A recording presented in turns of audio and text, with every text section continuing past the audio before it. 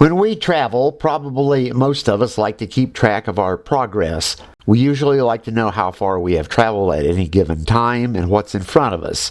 This can also be true when we hike on the Appalachian Trail for a variety of reasons. For example, hikers typically have the goal of stopping at a shelter or lean-to for the night. When they do, they usually prefer to have an idea of where the shelter is exactly and how much longer it's going to take to get there. Also, if long-distance AT hikers are trying to cover a certain number of miles in a day or a week, they're going to want to keep track of their progress to help them meet those goals. So we're going to take a look at the resources that can help us accomplish these things on the AT.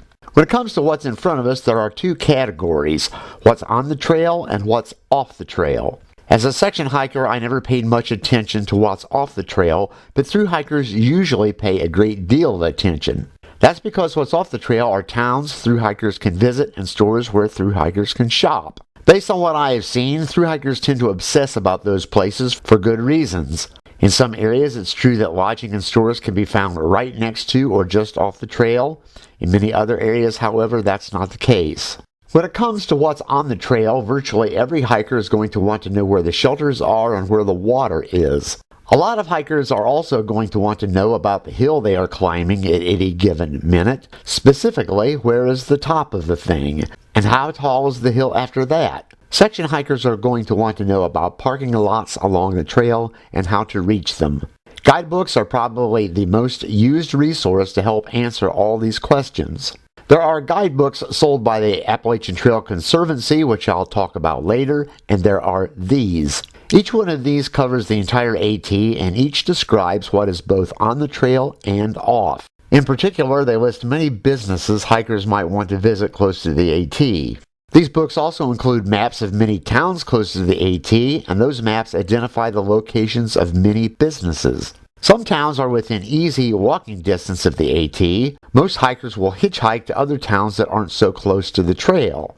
Such features make these guides the go-to resource for aspiring through hikers. The Through Hiker's Companion follows the trail south to north, and for 2015, David Miller's book comes in northbound and southbound editions. When it comes to what's on the trail, each one includes profiles of elevation changes along the AT. These profiles represent a side view of all the hills on the AT, next to a graph that will show you exactly how many feet above sea level is any point on the profiles. For most of us who have covered any substantial distance along the AT, these profiles command our attention. As I have said in another video, it has been estimated that the physical effort of climbing and descending a lot of high elevation can easily be 4 times that required for walking the same number of miles on level ground. The elevation profiles can give us an idea of how much work any given day will require. The trail descriptions also list how many miles each site is from both ends of the AT.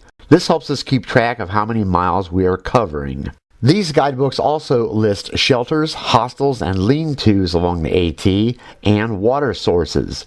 Miller's book combines the trail description and the elevation profiles on the same pages. A system of small icons is used to identify shelters, water sources, privies, and other details. Each entry for a shelter tells the distances for the next 3 shelters southbound and the next 3 northbound.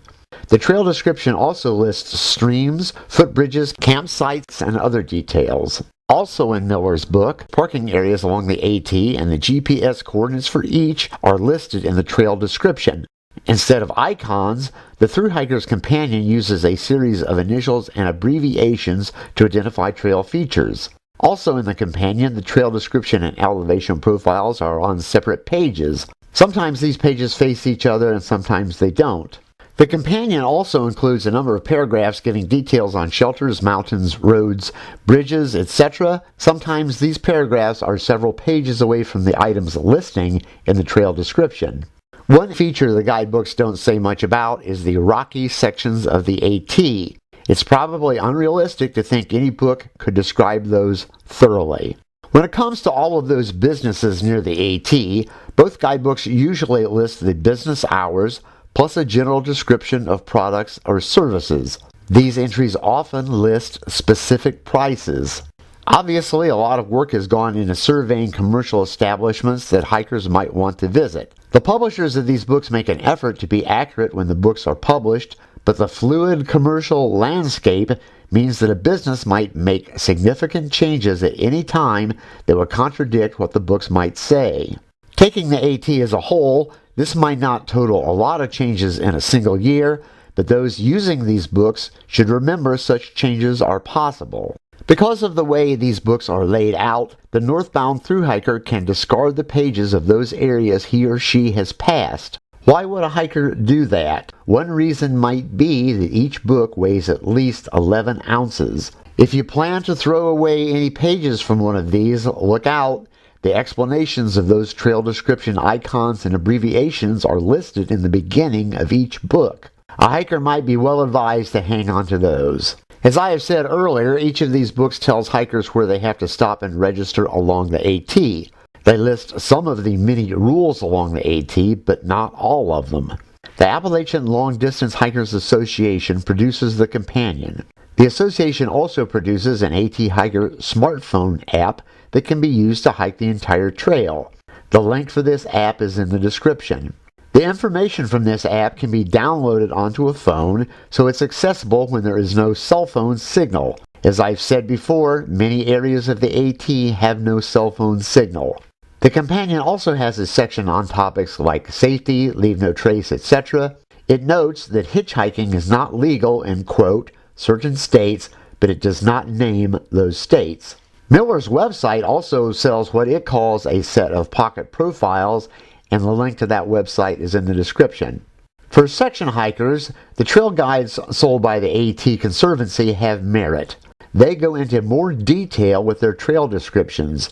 These books are the only ones that will tell you which direction to turn at every side trail I have seen listed in them. They also describe parking lots along the trail and how to reach them if you don't have GPS. The downside is there are 11 of these books and they say nothing about stores and businesses along the AT. The Conservancy also sells maps. At one time, the only trail elevation profiles available to hikers were on these maps. It takes dozens and dozens of these maps to cover the entire AT, and most thru hikers probably won't be interested. As a section hiker, however, I have always carried maps for the section I was on. I also carried photocopied pages from the Conservancy's guidebooks. This is a weight-efficient approach, and when it comes to these guidebooks, one option for the section hiker is to tear out the pages they need and only carry those. And with that, we are once again done. I'd like to thank everyone who has subscribed, and if you have not yet subscribed, please consider it. There is more to come, and as always, thank you very much for watching.